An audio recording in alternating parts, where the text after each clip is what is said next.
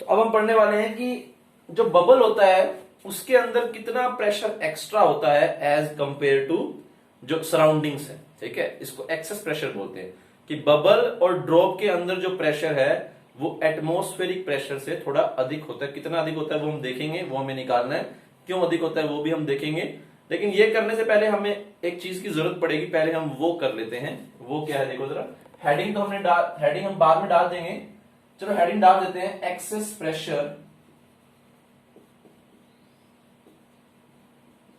Inside a bubble and a drop.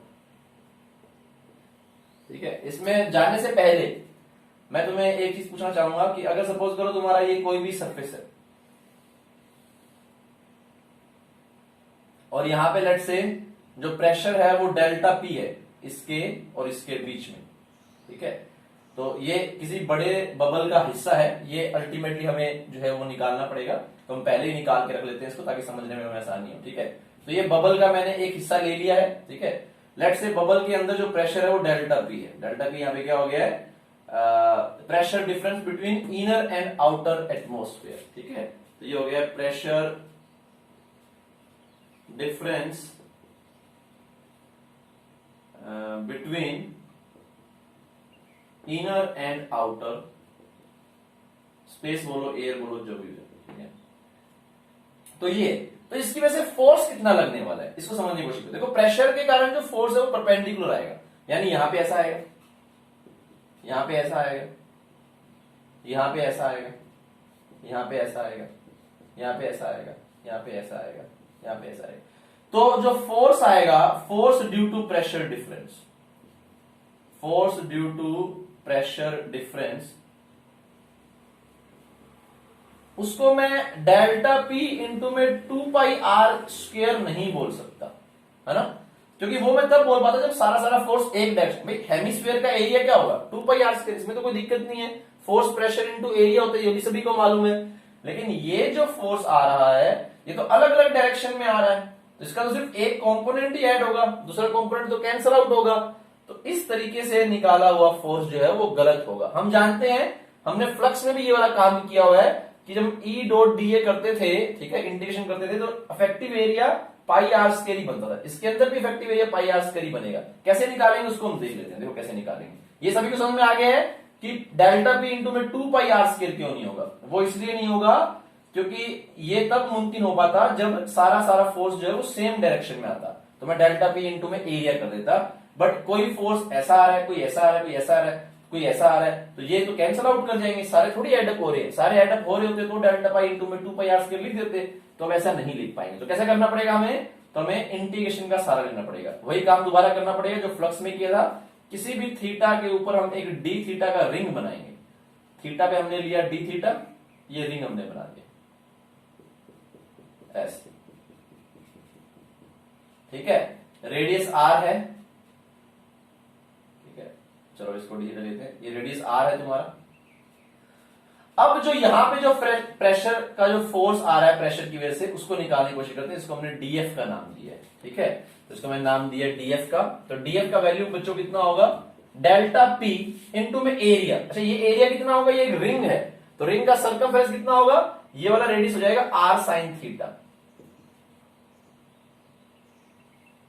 है ना। ये आर है, ये थीटा, ये आर साइन थीटा, तो सर्कमफेरेंस हो गया 2πr साइन थीटा इनटू में ये वाली थिकनेस, ये वाली थिकनेस होगी आर डी थीटा। ठीक है, तो एरिया कैसे निकालते हैं, इस रिंग को फैला देंगे ऐसे करके, सर्कमफेरेंस इनटू में थिकनेस। थिकनेस ये वाली है इसकी, इसको बोलेंगे आर डी थीटा, और सर्कमफेरेंस 2π इसका रेडियस है ना, और रेडियस है आर साइन थीटा। तो ये आ गया तुम्हारा डीएफ का वैल्यू। अच्छा, क्या इसको इंटीग्रेट कर सकते हैं, नहीं, क्योंकि इंटीग्रेट तब हम करते हैं जब वेक्टर क्वांटिटी पे हम इंटीग्रेशन लगाते हैं, तो वी मेक श्योर कि सारे जो एलिमेंट की वजह से जो वेक्टर आ रहा है वो सेम डायरेक्शन में आ रहा है। अगर नहीं आ रहा तो दो कंपोनेंट लेते हैं। यहाँ पे इस एलिमेंट की वजह से फोर्स ऐसा है, यहां वाले की वजह से ऐसा होगा, यहां वाले की वजह से ऐसा होगा, यहां वाले की वजह से ऐसा होगा, तो इसको हम क्या नहीं कर सकते, इंटीग्रेट नहीं कर पाएंगे। तो हमें क्या करना पड़ेगा, वो कंपोनेंट लेना पड़ेगा जो एडअप होगा। तो ये वाला कंपोनेंट एडअप होगा, इसको तुम चाहो तो बोल सकते हो डीएफ एक्स। ठीक है, ये हमारा थीटा हो गया, तो हमने लिख दिया डी एफ एक्स का वैल्यू क्या हो गया, डीएफ का कोस थीटा, उसका इंटीग्रेट करेंगे तो ये हमारा एफ एक्स निकल करके आ जाएगा। डीएफ की वैल्यू पुट कर दी, डेल्टा पी कांस्टेंट है, बाहर आ जाएगा, 2 पाई भी बाहर आ जाएगा और आर स्क्वायर भी बाहर आ जाएगा और अंदर इंटीग्रेशन बन जाएगा sine theta cos theta D theta, चाहे तो 2 को भी अंदर ले लेते हैं क्योंकि वो आइडेंटिटी बन जाएगी। तो 2 sine theta cos theta D theta, तो ये हो गया डेल्टा पी इंटू में पाई आर स्क्वायर और ये हो गया साइन 2 थीटा का इंटीग्रेशन कितना हो जाएगा, कोस 2 थीटा बाई 2, वो भी माइनस का।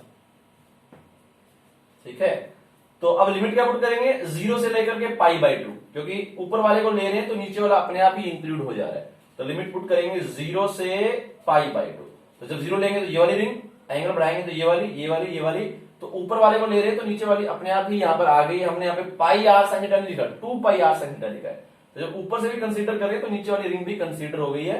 तो लिमिट 0 से पाई बाई 2।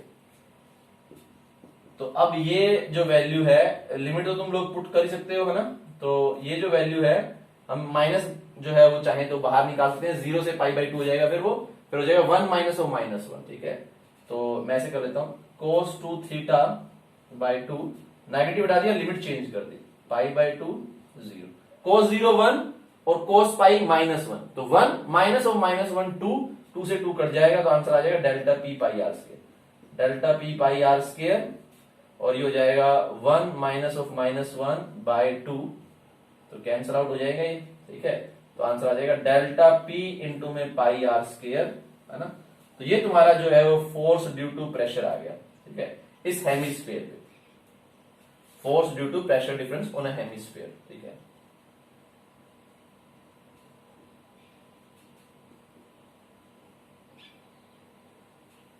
ऑन हेमिस्फीयर,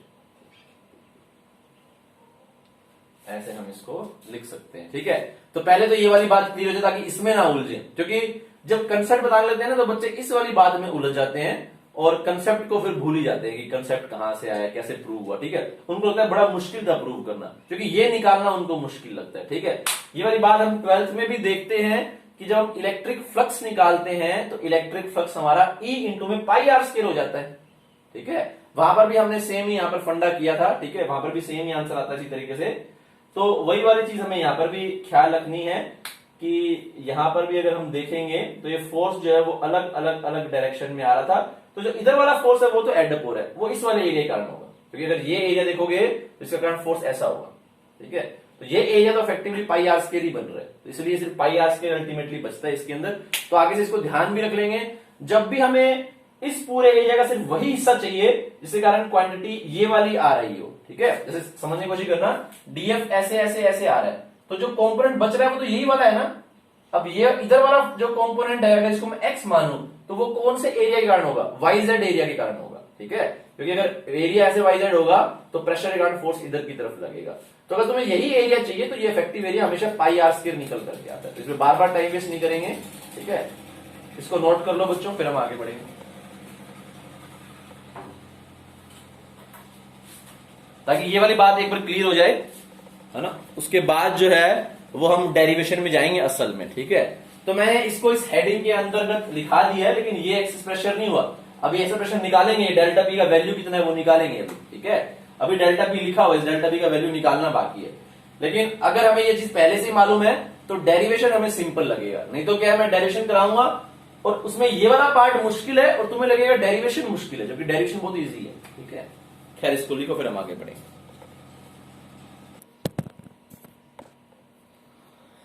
तो अब ये वाली बात हमें क्लियर हो गई है। ठीक है, अच्छा, सरफेस टेंशन का एक डेफिनेशन ये भी होता है कि सरफेस टेंशन एक ऐसा प्रॉपर्टी है सरफेस का जिसके कारण वो अपने एरिया को मिनिमम करना चाहती है। देखो, सरफेस तुम्हारी खींची हुई है, जैसे स्प्रिंग होता है ना, खींचा हुआ स्प्रिंग हमेशा अपनी नेचुरल लेंथ में आने की कोशिश करेगा। ऐसी तुम्हारी जो खींची हुई सरफेस है वो भी ऐसे श्रिंक करने की कोशिश करेगी। ठीक है, इसीलिए कहा जाता है कि जो ये ड्रॉप है, अगर हम एयर ड्रॉप बोलेंगे तो वो स्फेरिकल इन नेचर होती है। अगर मैं इसको वैक्यूम में ले जाऊं, यहाँ पे तो ग्रेविटी वगैरह का इफेक्ट है, अगर इसको मैं वैक्यूम में ले जाऊं तो वो अपने आप ही जो है वो स्फेरिकल शेप जो है वो लेगी, क्योंकि जो इसकी सरफेस जो है वो अपने आप को मिनिमम एरिया ऑक्यूपाई करने की कोशिश करेगी।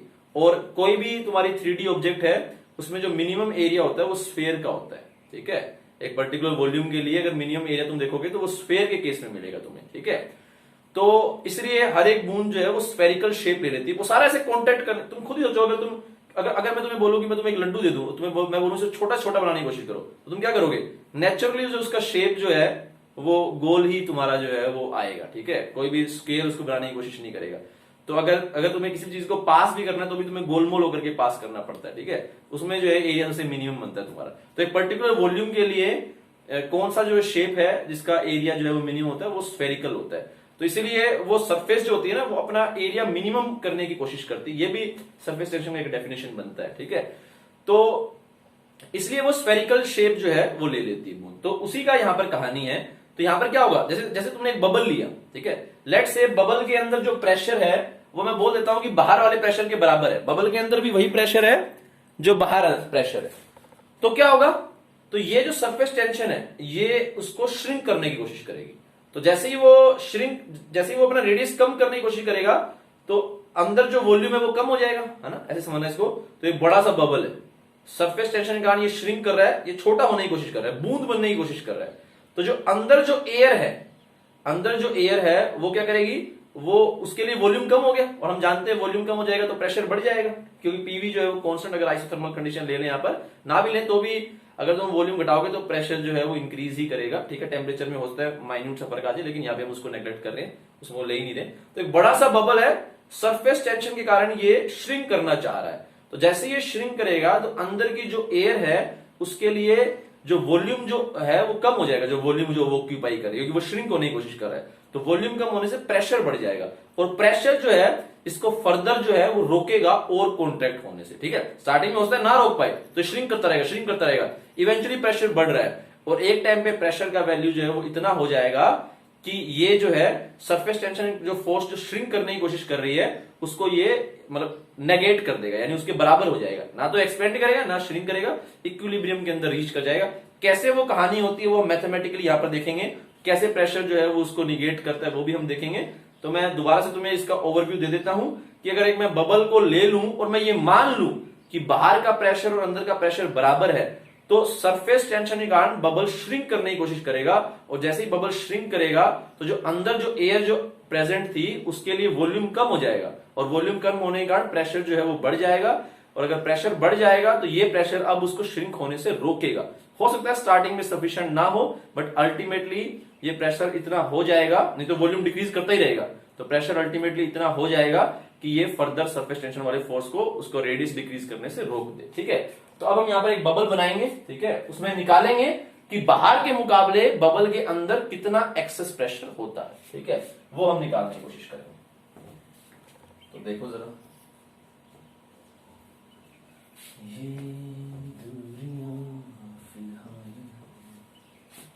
तो ये मैंने एक बबल बना लिया इस तरह से।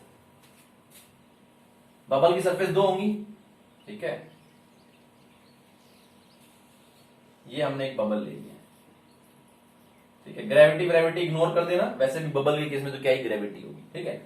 अब अगर इस बबल को मैं आधे को तोड़ दूं, देखो ये वाली बात बड़ी इंपॉर्टेंट होती है, ये वाली बात हमने एनएलएम में सीखी थी। एनएलएम से हम तोड़ते हुए आ रहे हैं बीच में ना, एक ब्लॉक लिया, फोर्स यहां पे निकालना है, पूछा यहाँ पे नॉर्मल रिएक्शन कितना होगा, तोड़ दिया यहां से, ठीक है।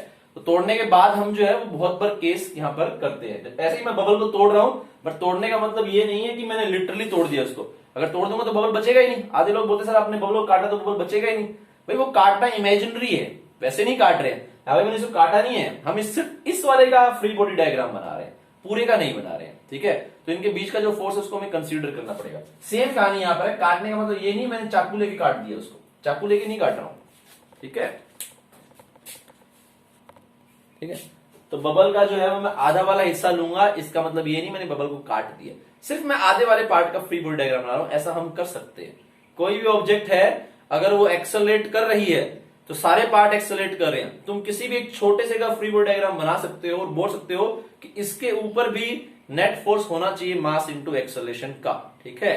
जैसे कि हमने इस वाले केस में काम किया था कि ये पूरा ब्लॉक ए एक्सेलरेशन से मूव कर रहा है, तो मैं बोलूंगा इस पूरे ब्लॉक को छोड़ो, मैं तो सिर्फ इतने को देखना चाहूंगा। इसका मतलब ये नहीं तुमने इसको लिटरली काट दिया, तुमने इसका फ्री बॉडी डायग्राम सिर्फ इतने का बनाया।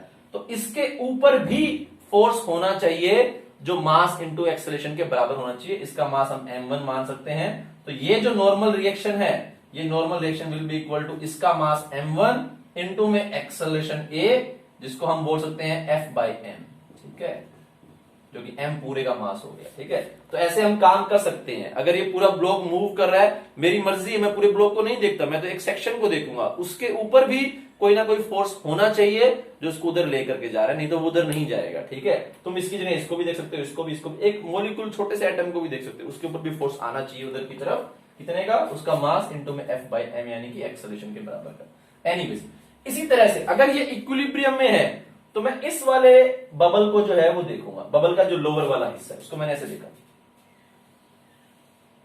तो पहले मैं एक सरफेस के लिए बना देता हूं, फिर मैं दूसरी सरफेस के लिए बात कर लूंगा।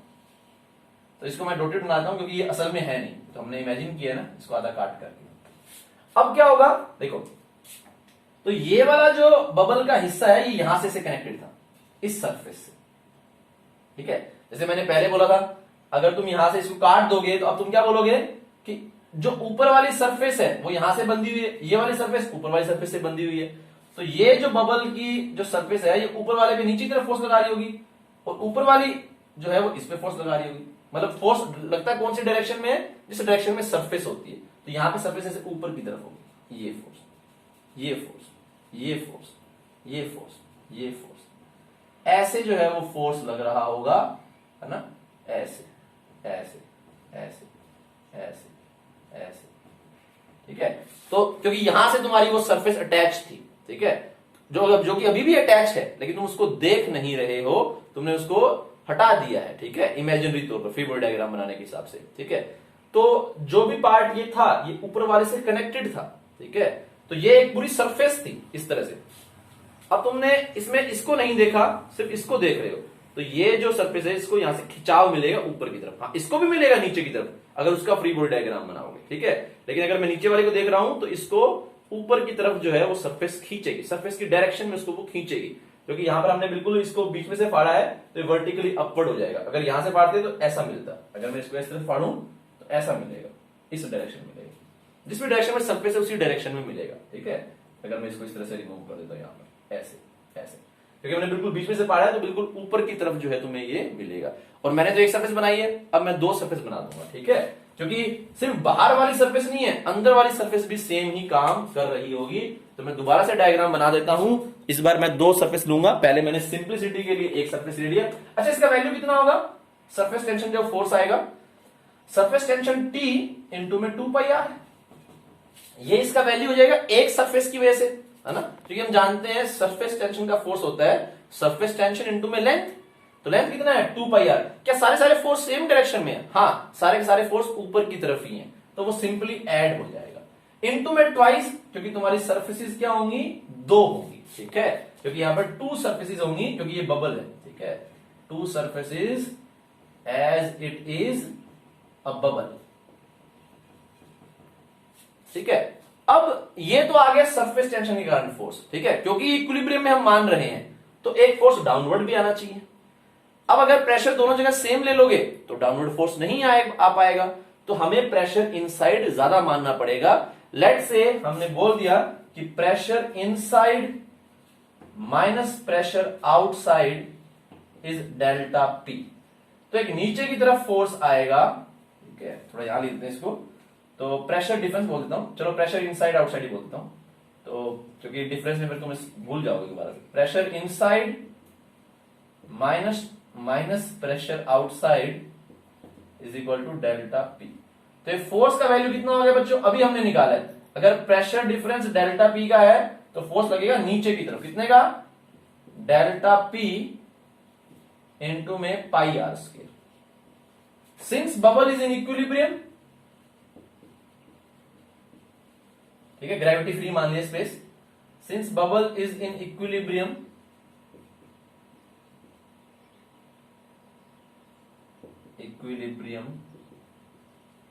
यहां पर हम क्या लिखेंगे? बबल अगर इक्विलिब्रियम में है तो हम लिखेंगे यहां पर कि दोनों फोर्स बराबर होने चाहिए। तो T इंटू में 2 पाई r इंटू में twice should be equal to delta P into में पाई r स्क्वायर। तो पाई से पाई कट जाएगा और एक r से एक r भी कट जाएगा। तो यहां से हमारा डेल्टा P का वैल्यू बच्चों निकल करके आ गया है डेल्टा पी का वैल्यू निकल करके आ गया है 4T/r।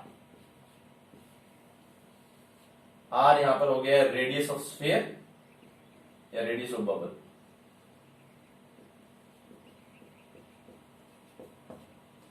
ठीक है, तो जो बबल होता है उसके अंदर प्रेशर एटमॉस्फेरिक प्रेशर से अधिक होता है, कितना? 4T/r। अगर ये बबल ना होता, ये एक लिक्विड ड्रॉप होती, जो कि हम आगे करने वाले हैं केस 2 में। ठीक है, तो तुम्हारा केस 1 हो गया है, केस 1 क्या हो गया है? बबल। अब केस 2 करेंगे ड्रॉप, उसमें कुछ भी नहीं है, सरफेस 2 नहीं होगी, सरफेस 1 हो जाएगी। तो अगर 1 हो जाएगी तो ये T इंटू में 2πr आएगा, तो यहां पे T इंटू में 2πr आएगा, बाकी सारी कहानी सेम रहेगी, तो ये 2T/r बन जाएगा, 1-2 का डिफरेंस आ जाएगा। तो सरफेस अगर 1 है यानी कि लिक्विड ड्रॉप, तो 2T/r, और अगर सरफेस 2 है तो 4T/r आएगा। ठीक है, इसको नोट कर लो, फिर ड्रॉप केस में लिखा दूंगा। अभी हम बबल की बात कर लेते हैं, तो बबल में लिख लो। तो पहले इसको लिखना बच्चों, यहां से शुरू करना, पहले ये, फिर ये, फिर ये, और फिर ये। ठीक है, तो ऐसे इसको नोट कर लो फटाक से, फिर हम इसमें आगे बढ़ेंगे। कर लो इसको, कोई डाउट है तो पूछ लो।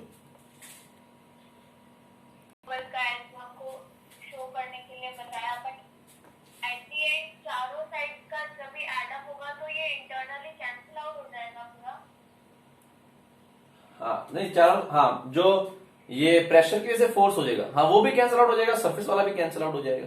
लेकिन हम तो ये बोल रहे हैं कि इंडिविजुअल, अब अगर हम, जैसे वही वाली बात होगी, अगर मैं अब उस वाले क्वेश्चन में अगर मैं पूरे को कंसीडर कर लूंगा, तो वो तो तुम्हें याद होगा, हमने एक क्वेश्चन ऐसा भी किया था 11th क्लास में, जो है वो शायद हमने एनएलएम में किया था, कि चेन हमारी कुछ इस तरह से है ना, और मैंने बोला था कि यहां पे टेंशन बताओ कितना होगा। ठीक है, लेकिन अगर मैं पूरे को कंसीडर कर लूंगा तो टेंशन कभी निकाल ही नहीं पाऊंगा ये वाली, है ना।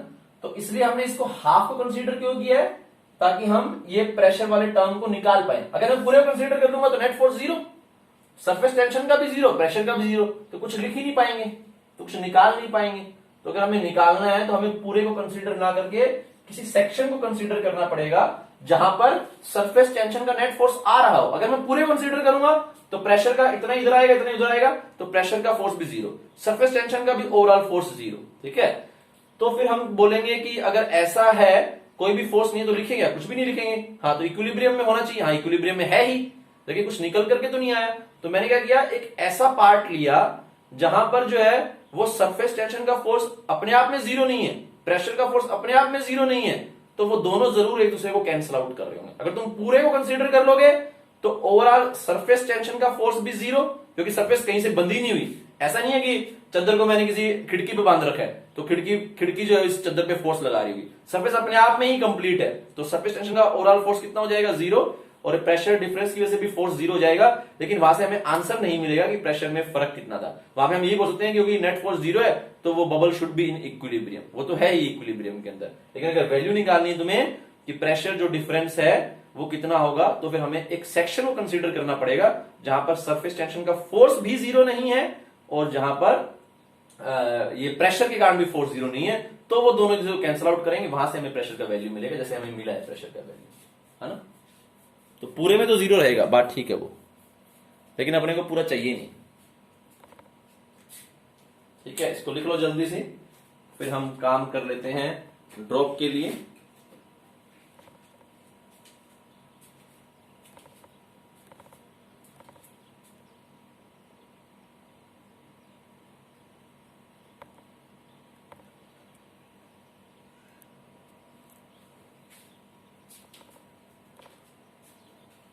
अगर मैं सेकंड केस कर दूं यहां पर ड्रॉप, केस 2 लिक्विड ड्रॉप,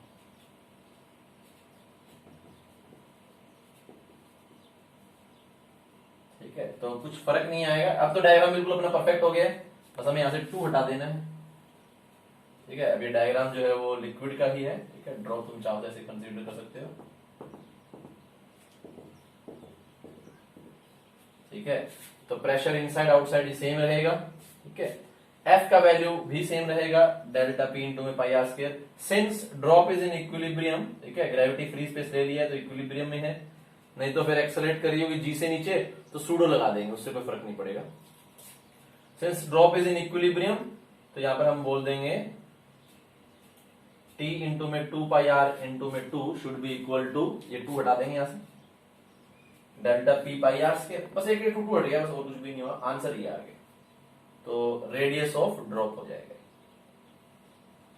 ठीक है। तो एक 2 का फर्क आएगा, जहां भी सरफेसेस एक होंगी, आगे भी हम बहुत सारे क्वेश्चन करेंगे, जहां भी सरफेस एक होगी वहां पर जो है, और जहां पे सरफेस 2 होगी, उन दोनों के आंसर के बीच में 2 का फर्क रहेगा, ठीक है। तो इसको नोट कर लो बच्चों, अगर स्फेरिकल ड्रॉप है तो excess pressure inside the drop, है ना, एक्सेस प्रेशर मतलब एटमॉस्फेयर की कंपैरिजन में, तो वो 2T/R जो है वो ज्यादा होगा, और अगर हम बात करें बबल की तो वो 4T/R ज्यादा होगा, ठीक है। इसको लिख लो, फिर हम आगे बढ़ेंगे इसके अंदर क्वेश्चंस वगैरह लिखेंगे, और भी बहुत सारी चीजें हमें देखनी बाकी है, पहले इसको लिखो। क्या है क्वेश्चन, देखो जरा, क्वेश्चन लेते हैं, द रेडियस ऑफ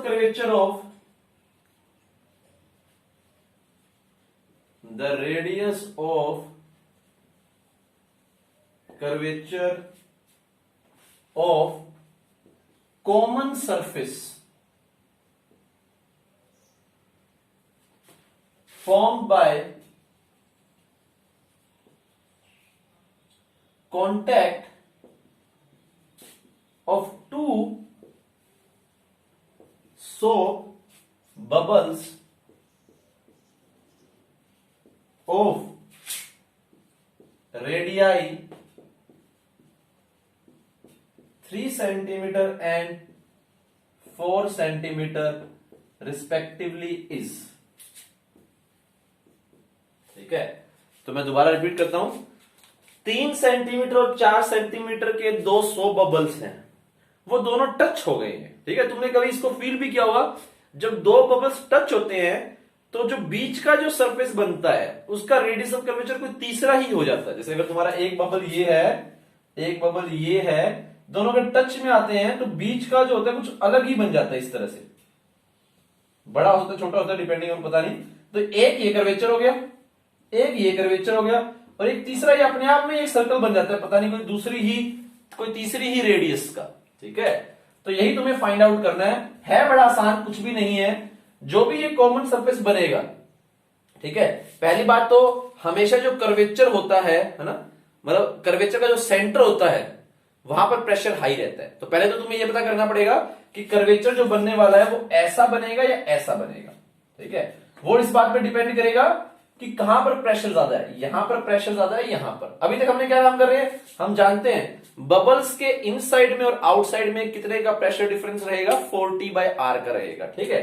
अब यहां पर तो बाहर का एटमॉस्फेयर है, यहां पर भी बाहर एटमॉस्फेयर है, लेकिन जब ये दोनों कांटेक्ट में आएंगे तो एटमॉस्फेयर को हम नहीं लेंगे, फिर हम लेंगे एक साइड तो ये ले लेंगे इस बबल की, दूसरी साइड इस बबल की ले लेंगे, दोनों के बीच का pressure difference should be equal to 4T/R। कैसे करेंगे वो मैं तुम्हें दिखाता हूं, देखो जरा कैसे करेंगे। पहला एग्जांपल है तो मैं बता देता हूं, अगले वाला एग्जांपल तुम धीरे धीरे ट्राई करना, कैसे करेंगे इसको समझने की कोशिश करना। यहां पर इस वाली बात को तुम्हें ख्याल रखना है कि दोनों बबल जुड़ नहीं गए हैं, बबल मिलकर के एक नहीं बन गया, सिर्फ कॉन्टेक्ट में आए हैं, ठीक है। तो पहले तो हम यहां पर लिख सकते हैं कि जो 3 सेंटीमीटर वाला होगा, 3 सेंटीमीटर वाला, ठीक है, ब्लैक से कर देते हैं। तो जो 3 सेंटीमीटर वाला होगा, है ना, बबल, उसके जो प्रेशर इनसाइड होगा वो होगा P0 प्लस 4T/3, ठीक है, सेंटीमीटर। अच्छी बात है। जो 4 वाला है, तो अंडा सा बन गया ये, लेकिन ये सर्कल है, क्या 4 सेंटीमीटर वाले के होगा P4 is equal to P0 plus 4T/4 centimetre. अब इन दोनों में से कौन सा प्रेशर ग्रेटर है, ये वाला प्रेशर ग्रेटर है। जिस बबल का रेडियस कम है उसके अंदर प्रेशर क्या है, ज्यादा है, ठीक है। जिसका रेडियस कम है उसके अंदर प्रेशर क्या है, ज्यादा है। तो अगर इसके अंदर प्रेशर ज्यादा है तो जब ये दोनों मिलेंगे तो कर्वेचर इसकी साइड फेस करेगा, है ना। देखो कर्वेचर यहां पे, कर्वेचर का सेंटर कहां पर है, जहां पे प्रेशर ज्यादा है। तो जब ये दोनों मिलेंगे तो इन दोनों में इसमें ज्यादा प्रेशर, इसमें ज्यादा प्रेशर, इसमें ज्यादा प्रेशर, तो कर्वेचर इसकी साइड आएगा। तो कैसा होगा इसको मैं तुम्हें दिखा देता हूं। जब ये दोनों मिलेंगे कुछ इस तरह से होगा, 3 वाला और ये 4 वाला, और जब दोनों मिलेंगे तो जो बीच वाला है इसका कोई अपने आप में तीसरा ही रेडियस हो जाएगा, यही तुम्हें फाइंड आउट करना है।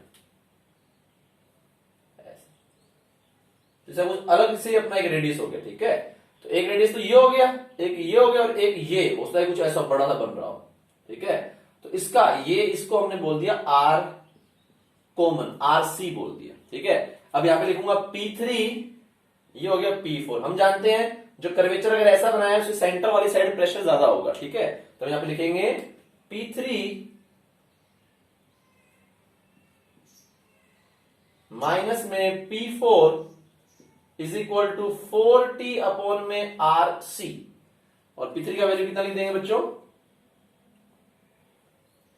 P3 इन दोनों को माइनस करेंगे तो 4T/3 माइनस में 4T/4, P0 P0 तो कट जाएगा दोनों में से, 4T/RC, तो 4T से 4T कट गया, तो ये जो है वो आंसर आ गया। इसको अगर हम करेंगे तो ये बन जाएगा 12, 4 माइनस में 1 is equal to 1 upon RC, तो यहां से हम बोलेंगे RC का वैल्यू आ जाएगा 12 सेंटीमीटर।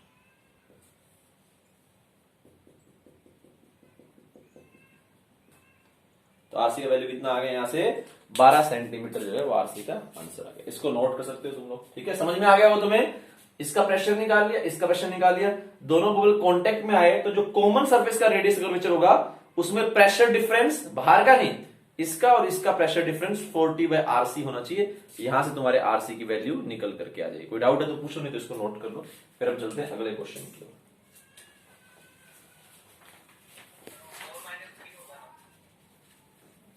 हाँ सॉरी, 4-1 लिख दिया मैंने, 4-3, ठीक है, कर लो इसे note.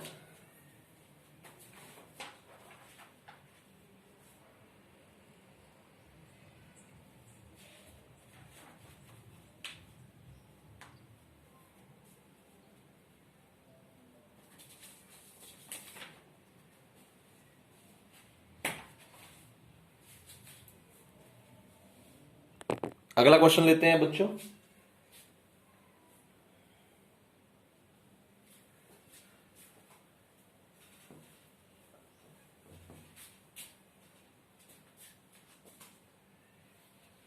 A soap bubble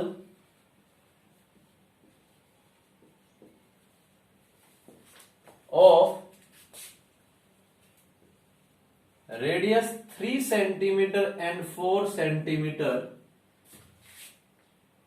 coalesce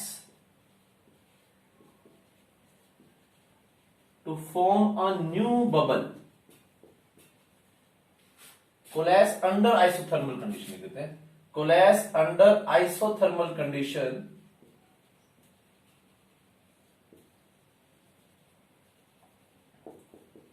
to form a new bubble. Find R new, इस नए बबल का रेडियस निकालो। तो ये क्वेश्चन पिछले क्वेश्चन से बिल्कुल अलग है। पिछले क्वेश्चन में वो दोनों कांटेक्ट में आए हैं, अब क्या है, दोनों मिल करके सिर्फ एक बबल बनेगा, ठीक है, तो तुम्हें उसका रेडियस निकालना है।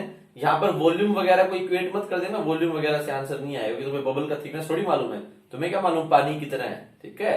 तो अगर ड्रॉप होती है, 2 बूंदे मिलकर के एक नई बूंद बन रही है, तो वॉल्यूम इक्वेट कर देते हैं, लेकिन यहां पे तो कैसे वॉल्यूम इक्वेट करेंगे, कोई बबल का थिकनेस थोड़ी दे रखा है, कितना थिकनेस है बबल का। जैसे हमने पहले क्वेश्चन किया था, बबल से ड्रॉप बनी थी, वहां पर भी हमने वॉल्यूम इक्वेट कर दिया था, क्योंकि वहां पर हमें उसका थिकनेस दे रखा था, लेकिन यहां पर हमें उसका थिकनेस नहीं दे रखा है, तो फिर हम जो नया रेडियस है वो वॉल्यूम इक्वेट करके नहीं निकाल सकते, ठीक है।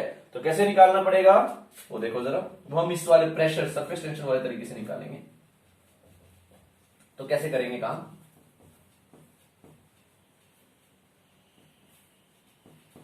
ये लिखेंगे, पहले ये था 3 सेंटीमीटर, ये 4 सेंटीमीटर,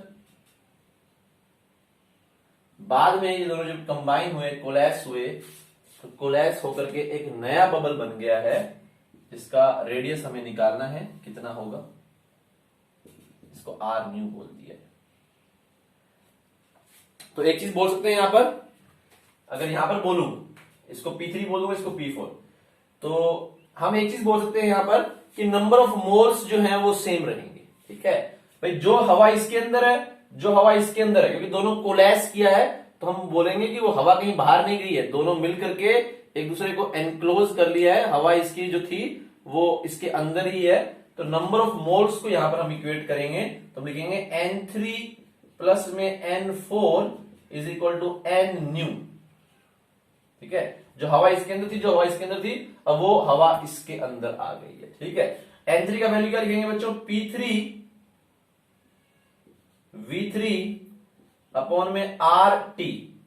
अच्छा, इनिशियली भी टेम्परेचर सेम होगा, ये हम जो है वो assumption ले रहे हैं, या उसको मेंशन किया होना चाहिए। ठीक है, बोल रखा है उसने आइसोथर्मल कंडीशन है, तो टेम्परेचर चेंज तो नहीं होगा, वो तभी नहीं होगा जब दोनों का टेम्परेचर जो है वो इनिशियली सेम होगा। ठीक है, खैर यहां पे लिख दिया P4 V4 अपॉन में RT, और यहां पर लिख दिया P न्यू V न्यू, और आइसोथर्मल कंडीशन है तो RT RT RT RT cut गया। P3 का वैल्यू कितना होगा बच्चों, ये होगा P0 प्लस में 4T बाय R3। ठीक है, R3 लिखना है यहां पर। ठीक है, तो मेरे ख्याल से यहां पर हम जो है वो P0 को हमें मेरे ख्याल से इग्नोर करना पड़ेगा, है ना। अगर P0 को इग्नोर नहीं करेंगे तो P0 गड़बड़ करेगा। प्रेशर को P0 प्लस में ये लिखेंगे, P0 को इग्नोर करेंगे तो आंसर आ रहा है, P0 को अगर इग्नोर ना करें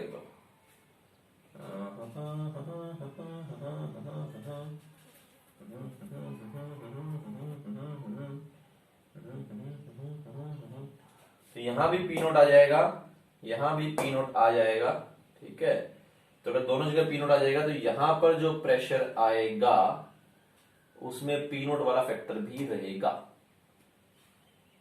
क्योंकि ये तो हम लिखेंगे P0, इसमें सिर्फ एक ही P0 कट पाएगा, पता नहीं वो भी। खैर यहाँ पे मेरे ख्याल से ये अजम्पशन होना चाहिए, मैं दोनों देख लूंगा कि अगर P0 कंसीडर करेंगे तो क्या आंसर आ रहा है। अभी हम ये एज्यूम कर लेते हैं कि आउटसाइड ट्रीड आउटसाइड एज वैक्यूम। ठीक है, ये अजम्पशन अभी कर लेता हूं, फिर देख लेते हैं अगर ये अजम्पशन ना करें तो क्या होगा। ठीक है, तो अगर मैं ऐसा करूं तो बाहर P0 को मैं 0 लिख दूंगा, फिर आंसर आ जाएगा 4T बाय R3 इंटू में वॉल्यूम कितना हो जाएगा 4/3 पाई R क्यूब का क्यूब। ठीक है, और ये कितना हो जाएगा P4 4T बाय R4, और ये हो जाएगा 4 पाई R की पावर 4 का क्यूब, और ये हो जाएगा 4T बाय R न्यू, और ये हो जाएगा 4/3 पाई R न्यू का क्यूब। तो 4T 4/3 4T 4 पाई, यहां पर भी 3 आएगा, और 4T 4 पाई 3 यहां पर आएगा। ठीक है,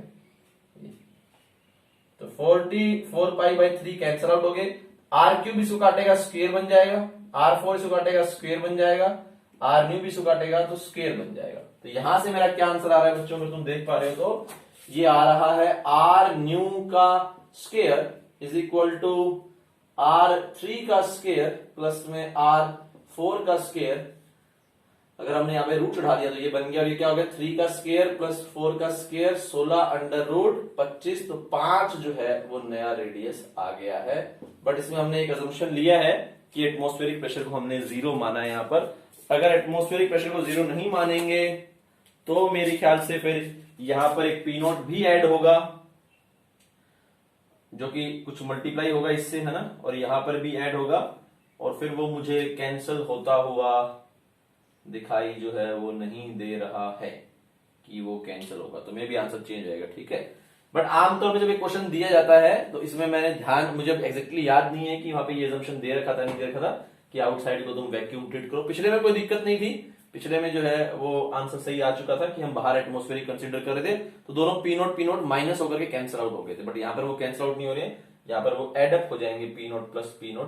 और तो मैं ट्राई करूं, मुझे लगता है कि देख लेता हूं मैं ट्राई करके। क्या पहले इसको नोट कर लो ना, अब हम वो भी चेक कर लेते हैं अगर P0 लिखेंगे तो क्या होगा। फिर मेरे ख्याल से आएगा नहीं, वो बनेगा नहीं, क्योंकि P0 अगर हम यहाँ पर लिख देंगे तो P0 बच जाएगा यहाँ पर, है ना, और ये 4/3 पाई तो कट जाएगा, तो यहाँ पे ऐसे बचेगा। अगर मैं देखूं तो पी नॉट प्लस में 4t/r3 और यहां पे बन जाएगा r3 का क्यूब और फिर यहां पे भी वही बन जाएगा पी नॉट प्लस 4t/r4 का क्यूब फिर अंडर रूट। हाँ थोड़ा सा कॉम्प्लिकेटेड होगा, मेरे ख्याल से बाहर का 0 ही होना चाहिए, थोड़ा सा कॉम्प्लिकेटेड बनेगा, नहीं तो पी नॉट कैंसिल आउट नहीं होगा, पी नॉट की फॉर्म में आंसर आएगा फिर।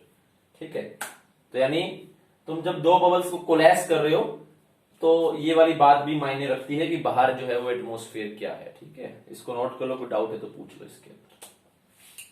आमतौर पे तुम्हें वो एटमॉस्फेयर नहीं मिल जाएगा, ऐसे ही करेगा। ठीक है, बट आज मेरा पहली बार ध्यान गया यहाँ पर कि बाहर वैक्यूम होना चाहिए।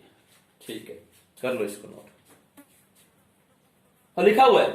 ठीक है, ठीक है, तो मैंने कभी ध्यान नहीं दिया, लेकिन अगर मैं क्वेश्चन रीड करूं तो a soap bubble in vacuum has radius 3 centimeter and another soap in vacuum has radius of 4 centimeter। इसने मेंशन किया हुआ है। ठीक है, तो ट्रीट आउटसाइड एज वैक्यूम, बिल्कुल ठीक ही असम्पशन हमने लिया है। ठीक है, तो मैंने तो क्वेश्चन शॉर्टकट में लिखवा दिया था, बट मैंने अभी क्वेश्चन रीड किया तो आई कैन सी यहाँ पे वैक्यूम लिखा हुआ है। A soap bubble in vacuum has radius 3 centimeter। पिछले में वैक्यूम की कोई जरूरत नहीं थी। ठीक है, लेकिन यहाँ पर दोनों वैक्यूम होने चाहिए, नहीं तो फिर वो पी नोट गड़बड़ करेगा। ठीक है, कर लो इसको नोट, अब कोई दिक्कत नहीं है, कोई शंका नहीं है, कर लो इसे नोट। नेक्स्ट क्वेश्चन बच्चों,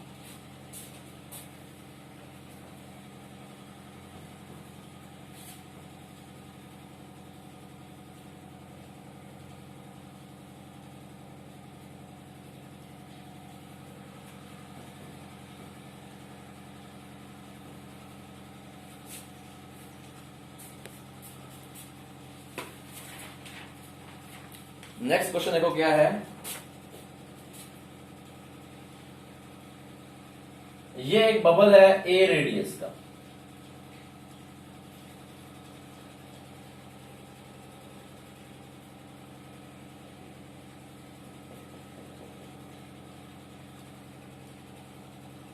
ये वाल्व है, ये है बबल बी रेडियस का, ये ए bubble,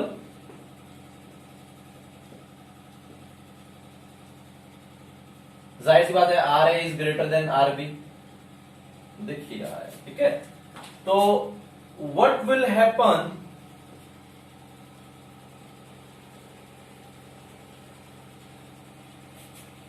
if valve is open.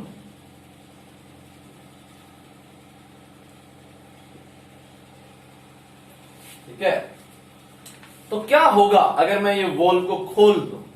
तो पहला ऑप्शन है कि जो बड़े वाला गुब्बारा है उससे, यानी कि ए गुब्बारे से बी गुब्बारे की तरफ एयर फ्लो करेगी जब तक ये सेम नहीं हो जाते। दूसरा ऑप्शन, ए से बी की तरफ हवा फ्लो करेगी जब तक ए बिल्कुल खत्म नहीं हो जाता और बी सारी हवा बी में नहीं चली जाती। तीसरा ऑप्शन, छोटे वाले से बड़े वाले की तरफ हवा फ्लो करेगी जब तक ये जीरो नहीं हो जाता। और चौथा ऑप्शन, नन ऑफ दिस। बराबर तो होगा नहीं, अगर यहां से हवा फ्लो कर रही है तो बराबर का चांस नहीं है। बराबर का चांस तो तभी बनेगा जब यहां से फ्लो कर रही हो। हाँ, यहां से फ्लो कर रही हो, दो ऑप्शन है, दोनों बराबर हो जाए या भी बिल्कुल फ्यूज हो जाए। लेकिन अगर यहां से हवा फ्लो करेगी तो बराबर का तो कोई चांस ही नहीं है। तो तीन ऑप्शन बन गए हैं, यहां से हवा फ्लो कर रही है, दोनों बराबर हो गए। यहां से हवा फ्लो कर रही है और ये जीरो हो गया, पूरा पूरा वो फूल गया। और तीसरा, यहां से हवा फ्लो कर रही है इसके अंदर और ये बड़ा हो गया और ये बिल्कुल फ्यूज हो गया। और चौथा ऑप्शन, नन ऑफ दिस। तो सोचो, थोड़ा दिमाग लगाओ, इसके अंदर क्या होना चाहिए।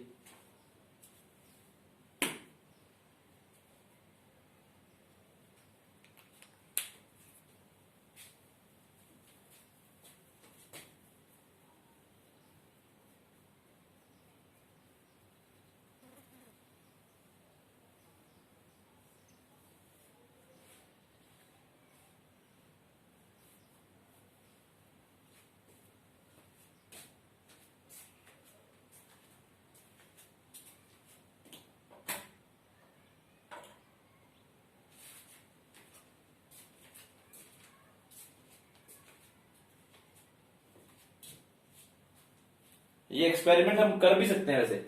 मैं देखूं, गुब्बारे मिलेंगे थोड़े यहां पे,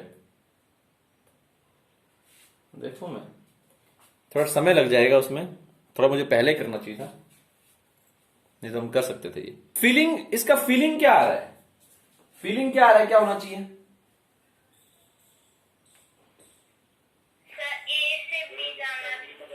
हाँ, फीलिंग तो ये आ रही है कि जिसमें हवा ज्यादा है वहां से बी में जाएगा, और इसमें कई लोग थोड़ा कंफ्यूज होते हैं और ज्यादातर लोगों को फीलिंग आ रही है कि दोनों बराबर हो जाएंगे अल्टीमेटली। किसी एक आधे को लग रहा होगा कि शायद हो सकता है पूरी भी फ्लो कर जाए, लेकिन आंसर है उल्टा।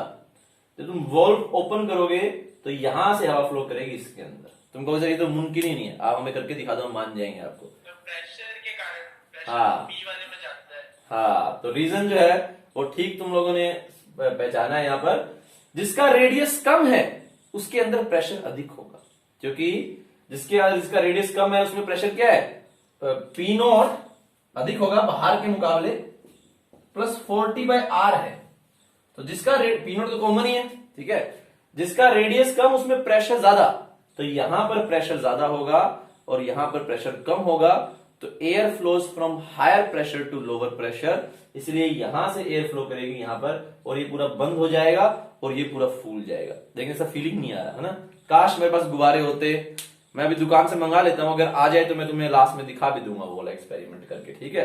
तो मैं काम करता हूं, मैं मम्मी को बोलता हूँ किसी बच्चे को भेज करके, अगर ऐसा हो सके कि हमें एक पाइप मिल जाए और 2 गुब्बारे मिल जाए तो मैं तुम्हें करके भी दिखा दूं, ठीक है। मैं कोशिश करता हूं कि अगर ऐसा मुमकिन हो पाए तो, लेकिन पहले मैं इसका तुम्हें लिखा देता हूं यहां पर कि क्या आंसर होगा। तो हम लिखेंगे सॉल्यूशन, है ना। प्रेशर जो है वो होता है पी नॉट प्लस में 4T/r। तो हम यहाँ पे लिखेंगे रेडियस डिक्रीज होगा, जिसका कम होगा उसका प्रेशर जो है वो अधिक होगा। तो यहाँ पे लिख सकते हैं because radius A is greater than radius B, तो pressure B is greater than pressure A, तो air will flow from B to A, ठीक है। All air will flow from B to A, और लास्ट में B जो है वो feel हो जाएगा, ठीक है। तो B ऐसे हो जाएगा बिल्कुल, ठीक है। मैं नीचे बोल कर कहता हूं, इसको नोट कर लो। तुम्हें मैं जानता हूं कि इंट्यूशन नहीं आ रहा, ठीक है सर, आपने थ्योरेटिकली बोल दिया, लेकिन लग नहीं रहा कि हमें प्रैक्टिकली पॉसिबल होगा। तो अगर मैं जुगाड़ बना पाता हूं तो तुम्हें दिखा दूंगा, नहीं तो मैं भी तुम्हें अगली क्लास के पहले दिखा दें, ठीक है। कोशिश करता हूं, मैं नीचे जाकर के इंस्ट्रक्ट करता हूं, तुम इसको नोट कर लो, फिर हम इसमें आगे बढ़ेंगे। अब हम एक ऐसा केस लेंगे जिसके अंदर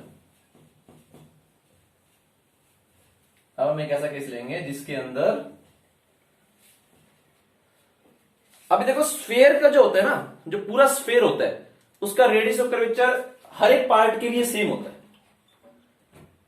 रेडियस ऑफ कर्वेचर हर एक पार्ट के लिए क्या होता है, सेम होता है। स्फेयर का कोई भी हिस्सा लोगे तो उसका रेडियस ऑफ कर्वेचर सेम मिलेगा हर पार्ट के लिए। लेकिन ऐसी भी फिगर्स हैं जिनका रेडियस ऑफ कर्वेचर अलग अलग हो, जैसे सिलेंडर का जो तुम लोगे, एक पार्ट लोगे तो उसका एक रेडियस मिलेगा r, दूसरा मिलेगा इनफाइनाइट। पहले तो ये वाली बात समझनी है, अपने आप में मुश्किल है कि इनफाइनाइट जो है वो कैसे होगा। अगर तुम स्फेयर का कोई भी हिस्सा पकड़ोगे, थोड़ा सा फील करना मुश्किल है इसको, थोड़ा सा ऐसे, तो इस वाले पार्ट का ये ऐसे, और इस वाले पार्ट दोनों का जो रेडियस है वो r होगा और सेंटर कॉमन होगा, दोनों का सेंटर एक ही होगा, ठीक है। सिलेंडर को अगर मैं पकड़ूंगा, मैं तुम्हें दिखाऊंगा यहां पर, थोड़ा सा फील करना मुश्किल होगा लेकिन तुम्हें बात समझ में आ जाएगी धीरे धीरे। तो अगर हमें एक सिलेंडर पकड़ लिया मैंने, ये वाला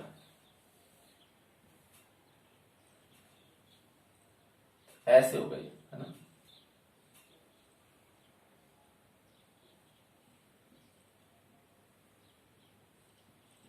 तो इसका ये इस वाले का तो जो ये ऐसे कर्वेचर बन रहा है, इसका रेडियस तो r होगा, इसका भी r होगा, ऐसे ये वाला।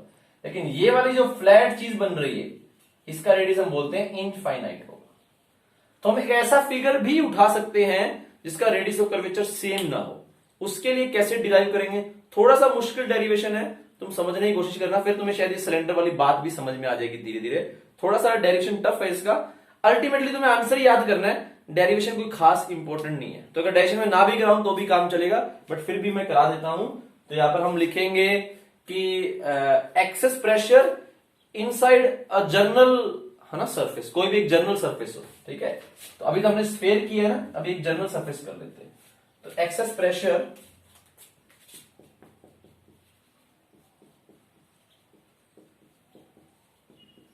इनसाइड अ कर्वेचर,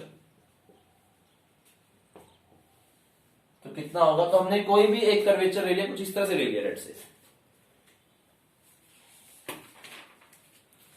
थोड़ा समझना पड़ेगा तुम्हें, इस तरह से ले लिया,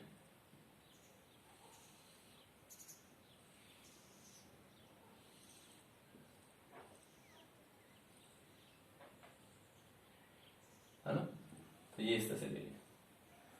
तो अब इसका अगर तुम देखोगे कर्वेचर, तो लेट्स से इसका सेंटर यहां पर है, ठीक है। इसके रेडियस को तुमने लिख दिया R2। लेट्स से ये एंगल बना रहा है कोई भी यहां पर, थीटा फाई जो भी बोलो, इसका एक अलग रेडियस होगा। जैसे हमने सिलेंडर का देखा था ना,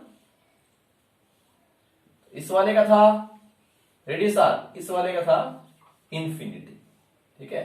ऐसे ही अगर यहां पर देखेंगे तो इस वाले का लेट्स से ये हमने सेंटर बोल दिया है R2 रेडियस, इस वाले का ये हमने सेंटर बोल दिया है R1 रेडियस। ये एंगल थीटा हो गया है, ये एंगल फाई ले लो, थीटा 1 थीटा 2 भी ले सकते हो, डजंट मैटर, थीटा 1 थीटा 2 ले लेते हैं। तो ये थीटा 1 हो गया, ये थीटा 2 हो गया तुम्हारा, ठीक है। अब देखो कैसे काम करेंगे इसके अंदर। पहले तो हमें यहां पर लिखना पड़ेगा, टाइम है ना हमारे पास, 35 हो गए हैं, 3-4 मिनट में डिस्कनेक्ट होगा। टाइम तो हमारे पास मेरे ख्याल से काम चल जाएगा हमारा ना, ठीक है। तो पहले हम यहां पर लिखेंगे बच्चों, किसकी वजह से? प्रेशर की वजह से लिखेंगे, ठीक है। अच्छा, ये बहुत छोटा माना है मैंने, ठीक है, बहुत एक एलिमेंटल सा सरफेस लिया है मैंने, तो इसको तुम मोर और लेस एक रेक्टेंगल की तरह ट्रीट कर सकते हो, ठीक है।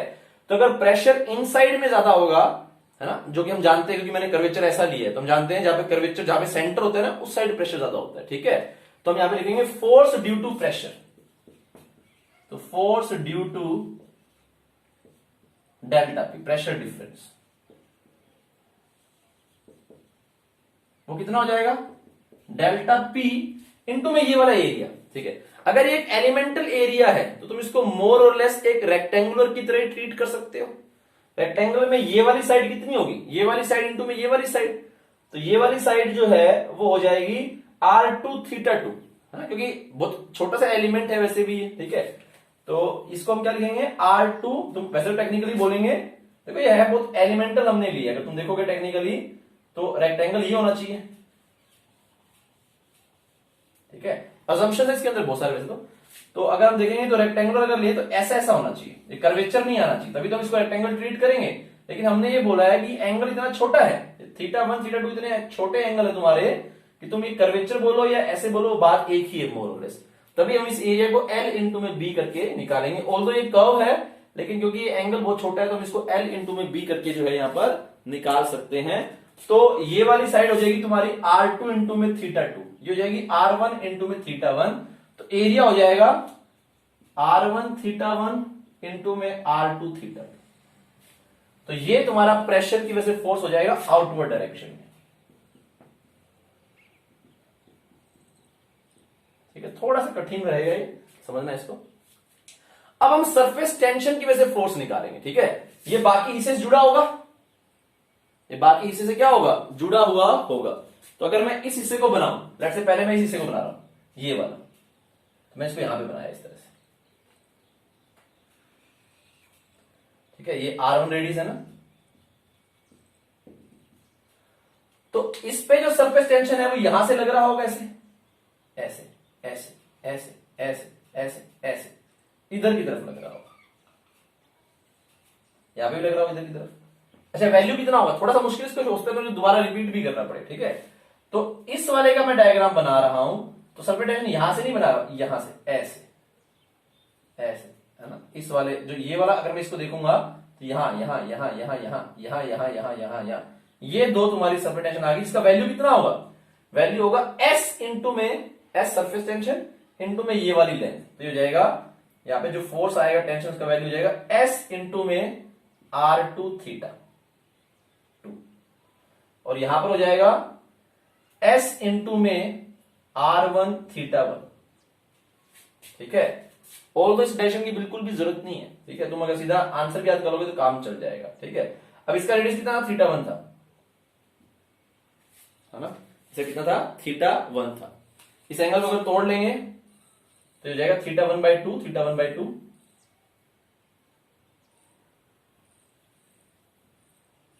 ठीक है, अगर ये लाइन बना रही है वर्टिकल से तो ये बनाएगी हॉरिजॉन्टल से θ1/2, ये भी बनाएगी हॉरिजॉन्टल से θ1/2।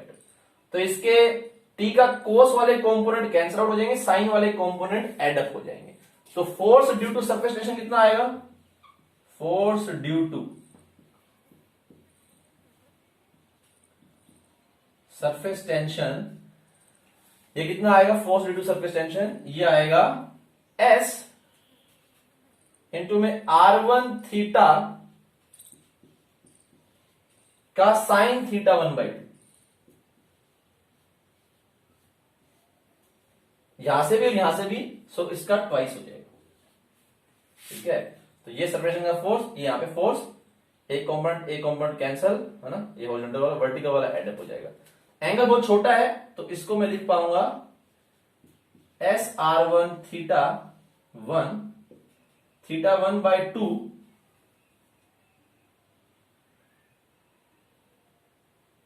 है ना। तो ये कितना लिख पाएंगे? दोनों तरफ R2 नहीं आना चाहिए। R2 θ2 है ना सर, एक तरफ। सर दोनों तरफ R2 θ2 होना चाहिए था यार। तो हाँ सॉरी, मैंने थोड़ा, हाँ वो मैंने गड़बड़ कर दिया। हाँ ये जो फोर्स है R2 θ2 का, ठीक बोल रहे हो तुम, R2 θ2 है ना, क्योंकि यहां पर लगा है फोर्स, तो ये लंबाई कितनी है? R2 θ2 है ना। ठीक है, बिल्कुल ठीक बोल रहे हो। तो ये यहाँ पर R, ठीक है, सॉरी अच्छा, यहाँ पे मैंने ऐसे गलती से ये लिख दिया। ठीक है, तो ठीक है, ये फोर्स इतना है, इसका कंपोनेंट है। ठीक है, यहाँ पर तो SR2 θ2, अब ठीक है बिल्कुल ये ठीक है। तो SR2 θ2 θ1/2 का ट्वाइस, तो 2 से 2 कट जाएगा, तो आ जाएगा SR2 θ1 θ2। ये ऐसे किसके कारण? अच्छा, ऐसा ही फोर्स यहां पर भी लगेगा।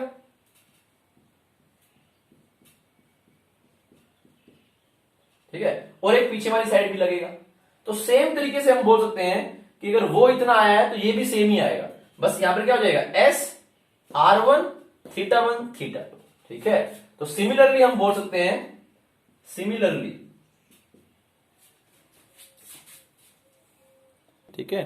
तो मैं दोबारा रिपीट कर दूं अगर थोड़ा सा किसी ने लेट किया जो है, जैसे हमने ये फोर्स निकाला इस सरफेस पे, ऐसे हम यहां पर भी एक फोर्स निकालेंगे जिसका वैल्यू होगा S1 R1 θ1, और उसके दो कंपोनेंट बनेंगे ऐसे और ऐसे। ठीक है, तो वो अगर सॉरी हाँ, इसके अगर हम देखेंगे तो यहां से ऐसे आएगा, ये दो कंपोनेंट बनेंगे, ऐसे वाले कैंसिल आउट हो जाएंगे, ऐसे वाले एड अप हो जाएंगे, तो वैल्यू सेम ही आएगी, बस R2 की जगह R1 θ1 θ2 दोनों ही आ रहे हैं, तो इस दूसरे वाले में भी दोनों ही आएंगे। ठीक है, तो ये जो नेट फोर्स एडअप होकर के बन जाएगा सरफेस टेंशन की वजह से, S कॉमन आ जाएगा, θ1 कॉमन आ जाएगा, θ2 कॉमन आ जाएगा, और ये अंदर बन जाएगा R1 + R2। और प्रेशर की वजह से कितना था? डेल्टा P R1 R2 θ1 θ2, θ1 θ2 से θ1 θ2 कट गया।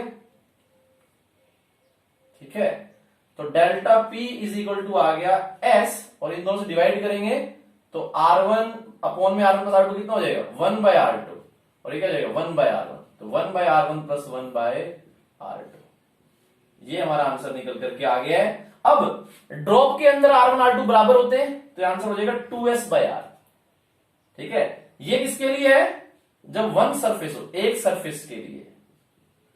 अगर सरफेस दो हो जाए तो लिखेंगे 2S 1/R1 + 1/R2, जैसे बबल के अंदर होता है। ये तुम्हारा दो सरफेस के लिए हो जाएगा, है ना। ये तो एक हमने एक सरफेस मानी फिल्म, अगर एक और सरफेस होगी तो आंसर जो है यहाँ पे 2S आ जाएगा। अब तुम चेक कर सकते हो बबल के लिए दो सरफेस, इसे पुट करो, R1 R2 बराबर, तो अगर R1 और R2 बराबर है तो 4S/R आंसर आएगा। ड्रॉप के लिए R1 और R2 जो है वो इक्वल होंगे, तो 2S/R आंसर आएगा। तो ये तुम्हारे लिए एक जनरल फॉर्मूला हो गया। Thank you. तो ये तुम्हारे लिए एक जनरल फॉर्मूला हो गया बच्चों, है ना, जिसमें हम क्या देख सकते हैं कि अगर कोई भी कर्वेचर हो, जो स्फेयर है वो एक ऐसा कर्वेचर जिसका तुम कोई भी सेक्शन उठाओगे उसका रेडियस जो है वो सेम मिलेगा। तुम बॉल पर ड्रॉ करके देखना, बॉल पर अगर ड्रॉ करोगे तुम्हें थोड़ा फील आ जाएगा उसका, तो दोनों साइड का जो कर्वेचर है उसका सेंटर सेम मिलेगा, रेडियस भी सेम मिलेगा। ठीक है, लेकिन कल को कोई और आर्बिट्री आ सकती है, तो ये मोर जनरलाइज्ड एक्सप्रेशन है। लेकिन अगर मैं स्टार्टिंग इसे कर देता, तुम बोलते सर अगर मोर जनरलाइज है तो मोर जनरलाइज पहले करवाते, ठीक है, ताकि फिर उसमें हम सीधा R1 R2 का वैल्यू पुट कर देते हैं, लेकिन नहीं, ये ज्यादा कॉमनली यूज नहीं है। आमतौर पे वो स्फेयर ही यूज करते हैं, ठीक है, और कोई यूज नहीं करते हैं। रेयर केस में कभी कभी सिलेंड्रिकल यूज होगा, ठीक है। तो ये हमने जनरलाइज कर लिया, थोड़ा मुश्किल है, लेकिन मैं दोबारा से रिपीट करता हूं अगर तुम्हें बात पकड़ में नहीं आ रही हो। हमने बोला अंदर प्रेशर ज्यादा होगा, ठीक है। इनटू में ये एक एलिमेंटल एरिया, इसको रेक्टेंगुलर मान लिया ऑलमोस्ट। ये वाला साइड आसानी से निकाल सकते हो, R1 θ1 R2 θ2 मल्टीप्लाई करके ये फोर्स आ गया। ये तो बड़ा इजी था। इस वाले में कईयों को थोड़ा सा दिक्कत हो रही होगी। तो देखो सरफेस टेंशन को चारों साइड से खींच रही है, यहां यहां यहां यहां यहां यहां यहां यहां यहां यहां यहां और पीछे भी, ठीक है। मैंने मान लिया इसको चारों साइड से खींचा जा रहा है। तो हम क्या करेंगे, हमें फोर्स लगाना है, इसको ठीक से देखना है, उसको हमें दो डायग्राम बनाकर देखना पड़ेगा। एक में देखोगे तो 3D डायग्राम बन जाएगा, कुछ समझ में नहीं आएगा। तो हमने बोला पहले एक काम करते हैं, इस वाले सरफेस को बनाता हूं। इस वाले सरफेस को बनाया, ऐसे करके बना दिया, ठीक है। तुम चाहो इसको नाम दे सकते हो ABCD। तो पहले AB को बना लिया। तो अगर AB को बनाया तो इस पे फोर्स यहां पे लग रहा है। तुम बोलो सर ये भी तो लग रहा है, हाँ इसको देखेंगे, टेंशन क्यों ले रहे हो, इसको देखेंगे जब इसका डायग्राम बनाएंगे तो ये अपने आप आ जाएगा, ठीक है। अभी AB बनाया लेकिन फोर्स ये वाला देखा, है ना, ये वाला, और यहां बनाया तो ये वाला, इस तरह से। तो ये ऐसे आया पूरा पूरा फोर्स एक डायरेक्शन में, ये ऐसे आया, ये वाला कंपोनेंट ये वाला कंपोनेंट कैंसिल आउट हो गए, दो वाले कंपोनेंट एड अप हो जाएंगे, ठीक है। ये तो लिख पाओगे बड़ी आसानी से। फिर हमने बोला भाई अभी तो सिर्फ तुमने ये वाला फोर्स कंसीडर किया, इसको भी कंसीडर करना है, फिर इसका डायग्राम बनाएंगे AD का, ऐसे, ठीक है। अगर तुम चाहो तो बना सकते हो, यहां पर ये AD हो गया या AD, ठीक है, यहां पे बनाओगे इस तरह से। फिर वो अननेसेसरी है क्योंकि वो रिपीट ही होगी चीज। अभी कितना हो जाएगा, S इंटू में R1 θ1, और यहां पर भी S इंटू में R1 θ1, और ये एंगल कितना है θ2, तो बिल्कुल रिपीट होगा, तो θ2/2 हो जाएगा, ठीक है। तो सेम कहानी रिपीट होगी तो एक्सप्रेशन यही बनेगा। तो मैंने थोड़ा सा शॉर्टकट मार दिया, दोनों को ऐड कर दिया, इक्वल टू प्रेशर वाला फोर्स, सब कैंसिल होकर के सिंपल सा रिजल्ट बन गया। इस रिजल्ट को नोट करें ना बच्चों, को डाउट है तो जरूर पूछ लेना इसके अंदर, ठीक है। नहीं तो इसको नोट कर लो। हमारे पास बलून्स आ गए हैं, तो मैं ट्राई करता हूं वो बनाने का, ठीक है, अगर मैं तुम्हें दिखा पाऊं तो, ठीक है। इसको नोट करना, कोई डाउट है तो पूछ लो। इसमें कंफ्यूजन नहीं लेना है, चाहो तो एक बार फिर से रिपीट कर देता हूं, कुछ भी नहीं है। यहां भी फोर्स लग रहा है, यहां भी लग रहा है, पीछे भी लग रहा है, यहां भी लग रहा है, चारों कंसीडर करेंगे। पहले जब हमने ये डायग्राम बनाया तो ये वाला और ये वाला फोर्स कंसीडर हो गए। जब ये वाला डायग्राम बनाएंगे तो ये वाला और पीछे वाला फोर्स कंसीडर हो जाएगा।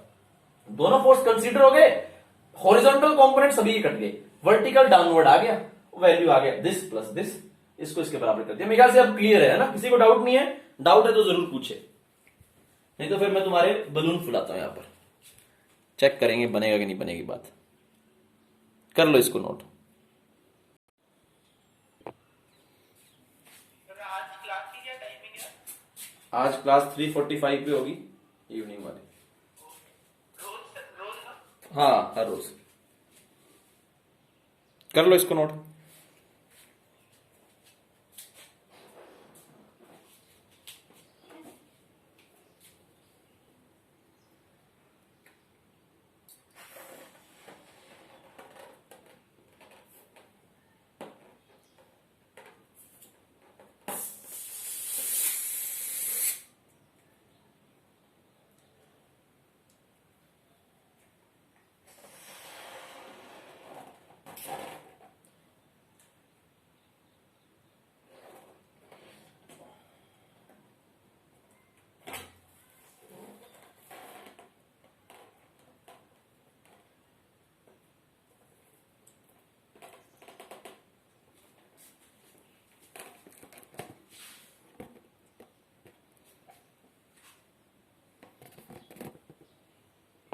ठीक है, कर लिया मेरे ख्याल से नोट। तो आगे बात लिखा दूं यहां पर, देखो जरा। अब हम क्या बोल सकते हैं यहां पर, हम ये वाली बात बोल सकते हैं यहां पर। अब तुम यहां इस वाले फॉर्मूले में सारी चीजें पुट कर सकते हो, आंसर निकाल सकते हो, ठीक है। तो ये हमारा एक जनरल फॉर्मूला हो गया है, इसको मैं रेज कर रहा हूं, सभी ने नोट कर लिया, वो उम्मीद कर रहे हैं।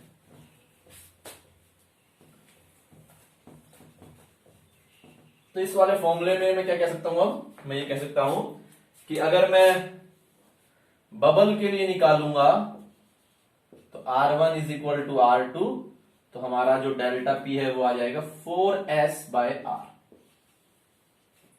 अगर मैं ड्रॉप के लिए निकालूंगा लिक्विड ड्रॉप।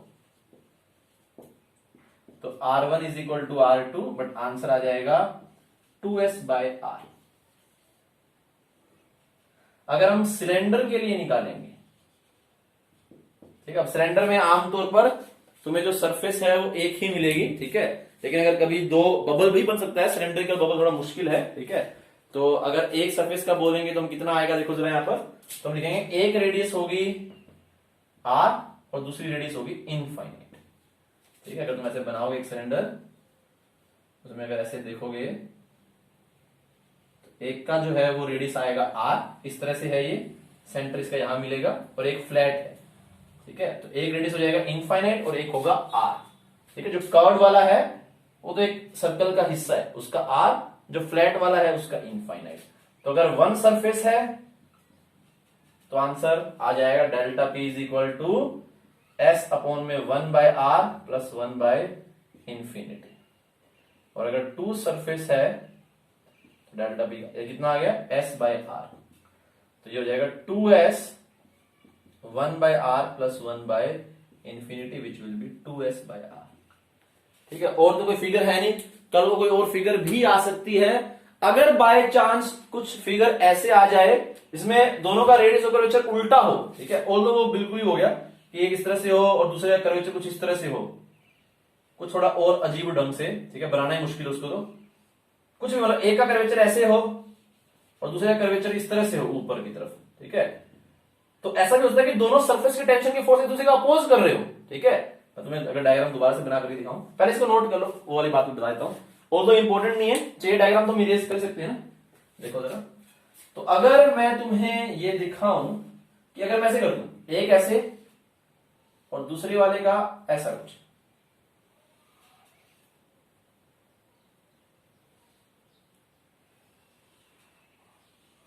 है ना, तो क्या है, एक सब्टेंशन ऐसे लग रहा है और दूसरा ऊपर लग रहा है ऐसे। तो अगर अपोजिट में आ गए, जो कि कभी होगा ही नहीं, है ना, रेयर ऑफ रेयर्स केस में होगा, उसमें फिर तुम डेल्टा P ये लिख सकते हो S अपॉन में 1/R1 minus 1/R2 one surface के लिए, और डेल्टा P का वैल्यू लिख सकते हो 2S 1/R1 फिर 1 माइनस, आसान ही निकाल डेरिवेशन, दोनों सरफेस टेंशन एक दूसरे का अपोज करने लग जाएंगे तो नेगेटिव हो गई, और तो कुछ भी नहीं है ना। कर लो इसको नोट, दोनों एडअप नहीं होंगे। पहले क्या है, चारों खानों से नीचे खींच रहा था उसको, अब यहां से नीचे यहां से ऊपर खींचा जा रहा है, तो दोनों फोर्स एक दूसरे का अपोज करेंगे, ठीक है। तो डिपेंडिंग अपॉन कि ये वाला फैक्टर बड़ा है, ये वाला फैक्टर, तो हम देख सकते हैं कि प्रेशर बाहर से कम भी हो सकता है और बाहर से ज्यादा भी। और यहाँ पे तो बाहर बोलना ही मुश्किल है, क्योंकि कर्वेचर में कौन सा बाहर बोलोगे, ये तो कह रहा है कि ये अंदर है ये बाहर है, और ये बोल रहा है कि ये अंदर है और ये बाहर है, तो यहाँ पे तो अंदर बाहर बोलना ही मुश्किल है। जाहिर सी बात है, जिसका कर्वेचर जो है वो कम होगा उसी का मर्जी जो है वो चलेगा, तो उसी के अकॉर्डिंग अंदर बाहर हम बोलेंगे, ठीक है। कर लो, ये बहुत ही रेयर है, रेयरेस्ट ऑफ द रेयर, ठीक है। तो ये हमने एक जनरल कर लिया, कभी कभी इसका इस्तेमाल भी करेंगे, कुछ क्वेश्चंस भी इसके ऊपर करेंगे, ठीक है। अभी के लिए हम लोग इसको इतना ही रखते हैं, ठीक है, फिर हम इसमें आगे बढ़ेंगे, इसको तुम लोग नोट कर सकते हो, ठीक है। मेरे ख्याल से समय हो जाएगा, हमें आगे तो हम टॉपिक नहीं कर पाएंगे, हाँ अभी तो समय हो गया, तो इसको नोट कर लो, इसको हम इतना ही रखेंगे बच्चों।